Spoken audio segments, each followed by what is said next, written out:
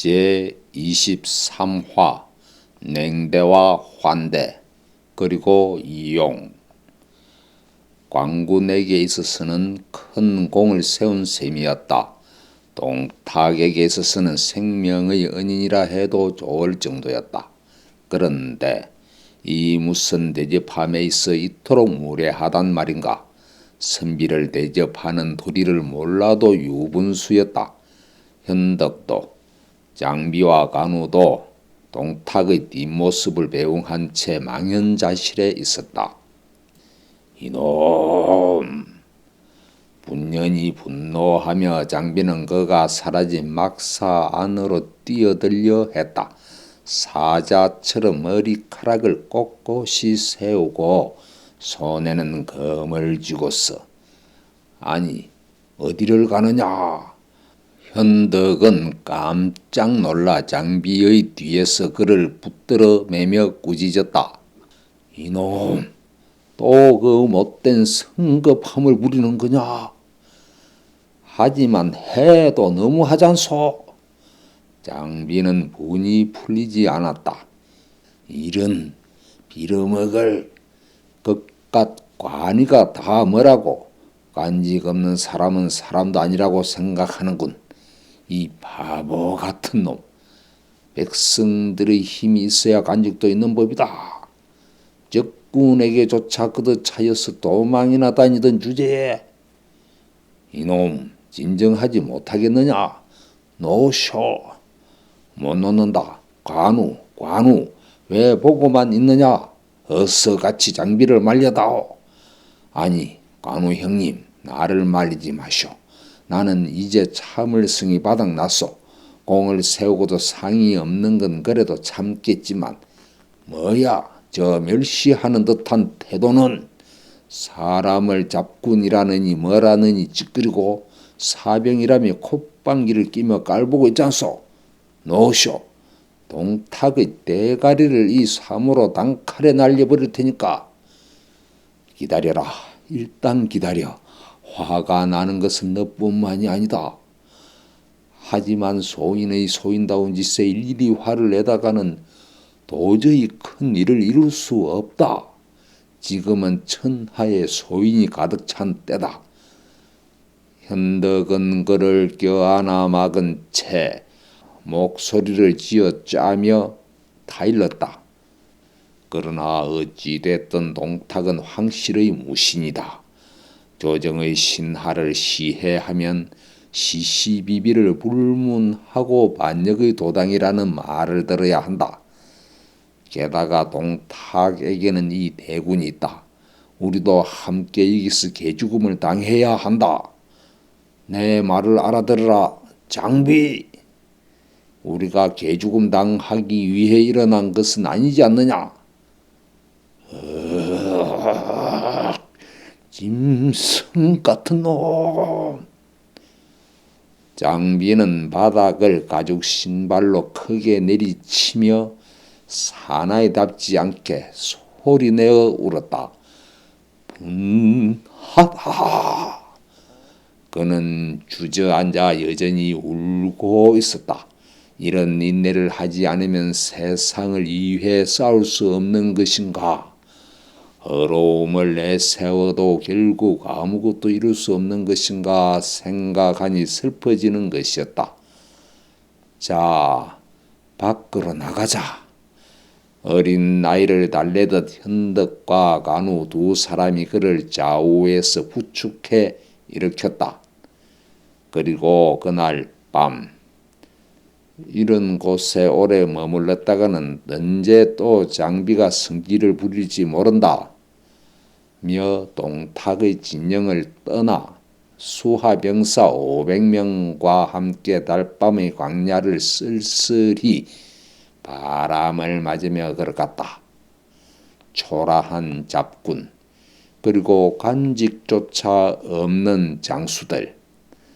한 군대의 방랑은 이렇게 다시 시작되었다. 밤마다 달은 하얗고 작게 떴으며 끝없는 광야는 이슬이 깊게 맺혔다.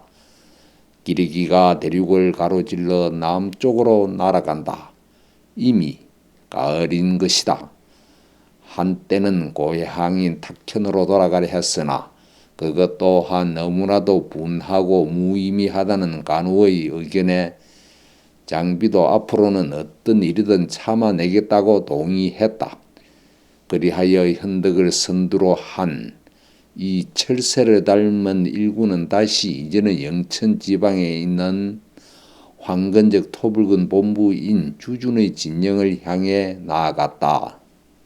영천 땅에 도착해보니 그곳에는 이미 광군의 일부 부대밖에 남아있지 않았다.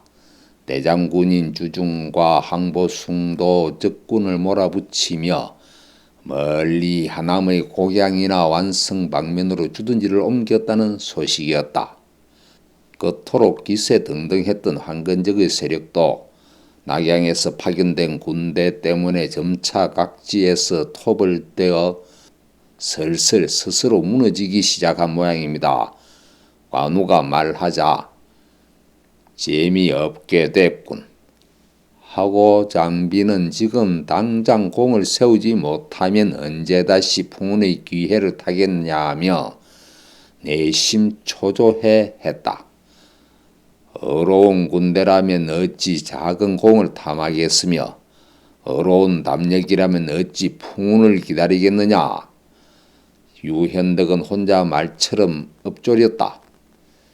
기러기 때처럼 방랑하는 소규모 군대는 다시 남쪽을 향해 여정을 계속했다. 황하를 건넜다. 병사들은 말에게 물을 먹였다. 현덕은 노랗고 거대한 강에 눈길을 던지며 깊은 감회에 젖어 중얼거렸다. 아하, 유구하도다. 4, 5년 전에 보았던 황하도 이와 같았다. 아마도 100년, 1000년 후에도 황하의 물은 이와 같을 것이다. 천지의 유구함을 생각하니 인간의 일순간이 덧없게 느껴졌다. 작은 공적을 탐내지는 않으나 살아있는 동안의 보람과 의미 있는 업적을 남기고자 하는 간절한 바람과 포부가 마음속에 사무쳤다. 이 강가에서 한나절이나 가만히 앉아 젊은 날이 공상에 잠겼던 적이 있었지. 낙양배에서 차를 사려고 기다리며 차를 생각하니 동시에 어머니가 떠올랐다. 이 가을 어찌 지내고 계실까? 발시림이나 지병이 도지지는 않으셨을까? 얼마나 불편하실까? 아니지. 어머니는 그런 것조차 잊으신 채 오로지 자식이 대업을 이루는 날만을 기다리고 계실 것이다. 동시에 아무리 총명한 어머니실지라도 실제 전장의 사정이나 현장에 몸담은 군인들 사이에도 여느 사회와 다를 바 없는 복잡한 감정과 다툼이 있어서 좀처럼 무력과 정의라는 신조 하나만으로는 세상에 나서기 어렵다는 것까지 헤아리지 못하시리라 상상조차 못하실 터이다. 그러니 그 후로 아무런 기쁜 소식도 없이 세월만 헛되이 보내고 있는 자식을 생각하면 내 아들은 대체 무엇을 하고 있을까 하고 필시 못난 자식이라며 애타게 기다리고 계심에 틀림없었다. 그래, 하다 못해 별탈 없이 무사하다는 소식이라도 편지로 보내야겠다. 현덕은 결심한 듯 말의 안장을 내리고 그 안장에 매달아 둔 여행용 도구 속에서 종이와 붓을 꺼내 어머니께 드릴 편지를 쓰기 시작했다. 말에게 물을 먹이며 쉬고 있던 병사들도 현덕이 종이에 붓을 들고 있는 것을 보자 저도요 하며 무언가를 쓰기 시작했다. 누구에게나 고향과 부모가 있고 자매와 형제가 있는 법이다. 현덕은 그 마음을 헤아려 고향에 편지를 보내고 싶은 자는 내게로 가져오너라. 부모님이 계신 자는 부모님께 무사하다는 소식을 전하는 것이 좋겠구나. 라고 말했다. 병사들은 각자 종이 조각이나 나무 껍질에 또 그를 모르는 병사는 친구의 도움으로 무언가를 써서 가져왔다. 현덕은 그것들을 보침에 싸서 정직한 병사 한 명을 선발하여 너는 이 편지가 든 보침을 지고 가서 각자의 고향집에 전달하는 임무를 맡아라 하며 노잣돈을 주어 곧장 길을 떠나보냈다. 그리고 낙조에 물든 황하를 기병과 보병 그리고 짐 실은 말들이 검은 덩어리가 되어 얕은 곳은 걸어서 건너고 깊은 곳은 뗏목을 삿대로 바닥을 밀어 마주 보이는 강 기슭으로 건너갔다.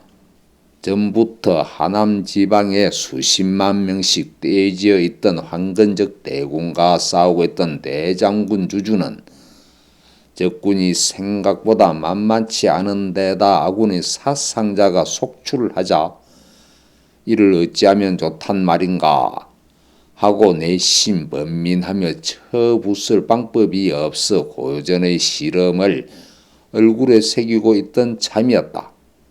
그때 영천에서 광종으로 향하던 현덕의 부대가 정세의 변화로 도중에 되돌아와 방금 진영에 도착했습니다. 하고 망료가 보고했다. 주주는 그 말을 듣자마자 오호 하늘이 나를 도왔구나.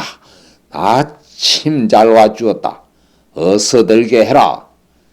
예의를 지켜 특별히 신경 써서 잘 모셔라. 하며 이정가는 딴판으로 정중하게 대우했다. 진중임에도 불구하고 낙양의 미주를 내오고 요리사에게 소를 잡게 하여 먼 길 오느라 고생이 많았네 하고 환대했다. 단순한 성격의 장비는 이전의 불쾌함도 씻은 듯 잊은 채 완전히 감격하여 선비는 자신을 알아주는 자를 위해 죽는다고 하지 않았소 하며 치기가 오른 기분으로 떠들었다. 하지만 이 환대의 뒤에는 어군 전체의 목숨과 맞바꿀 만한 임무가 요구되었다. 이튿날 갑작스럽네만 호걸들께서 꼭 깨트려 주었으면 하는 곳이 있네. 주주는 현덕의 군대에 그곳에서 약 30리 정도 떨어진 산지에 진을 치고 왕강이 대항하는 직전의 돌파를 명했다. 거절할 이유가 없었기에 알겠습니다 하고 대답한 어군은 주준의 부하 3,000명을 더해 그 고지를 향해 공격해 들어갔다. 이윽고 산 기슭의 들판에 다다르자 날씨가 험악해졌다. 비가 내리지는 않았으나 빽빽한 먹구름이 낮게 깔렸고 사나운 바람은 들풀을 날려보냈으며 넙지의 물은 난개가 되어 병마의 앞길을 어둡게 가로막았다. 아이쿠 이것 봐라. 적군의 대장 장보가 여기를 부려 우리를 몰살하려는 모양이다. 조심들 해라. 나무 뿌리나 풀 뿌리라도 꽉 붙잡아서 사나운 바람에 날려가지 않도록 주의하는 게 좋을 게야. 주준이 붙여준 부대에서 누군가로부터 이런 소리가 터져 나오기 시작하자 공포는 순식간에 정군을 먹구름처럼 덮쳤다. 이 바보 같은 놈들! 관우가 버럭 화를 내며 외쳤다. 세상의 이치에 맞지 않다. 요술 따위가 어디 있겠느냐? 무인된 자가 괴이한 환수를 두려워하여 나무 뿔에나 매달리고 땅바닥을 기며 전의를 상실하다니 이 무슨 꼴볼견이냐. 전진하라 병사들아, 이 관우가 가는 곳에는 여기도 비껴갈 것이다. 그는 큰 소리로 군사들을 독려했으나 요술에는 당해낼 재간이 없어 아까운 목숨을 괜히 내던지는 꼴이나 다름없다고. 주준의 병사들은 누가 뭐라 해도 좀처럼 전진하려 하지 않았다. 늘리는 바에 의하면 이 고지를 향했던 광군이 지금까지 몇 번이나 공격을 감행했으나 매번 전멸하다시피 했다는 것이었다. 황건적의 대방사 장각의 동생인 장보가 이름난 요술사인데 바로 그가 이 고지의 산골짜기 깊숙한 곳에 진을 치고 있기 때문이라는 이유였다. 그 말을 듣자 장비가 소리쳤다. 요술이란 사악한 점쟁이 아바이꾼들이 부리는 수작에 불과하다. 천지가 개벽한 이래 방수를 부리는 자가 천하를 얻은 예는 단 한 번도 없었다. 겁내는 마음, 두려워하는 눈동자, 벌벌 뜨는 넛을 미혹시키는 수법을 일러 요술이라 하는 것이다. 두려워 마라. 미혹되지 마라. 전진하지 않는 놈은 군법에 따라 베어버리겠다. 장비는 병사들이 뒤편으로 돌아가 손에 쥔 사모의 덮개를 걷어내고 독전에 힘썼다. 주준의 병사들은 저그 요술도 공포스러웠지만 장비의 사모를 더욱 두려워하여 어쩔 수 없이 와 하는 함성과 함께 검은 바람을 향해 전진하기 시작했다.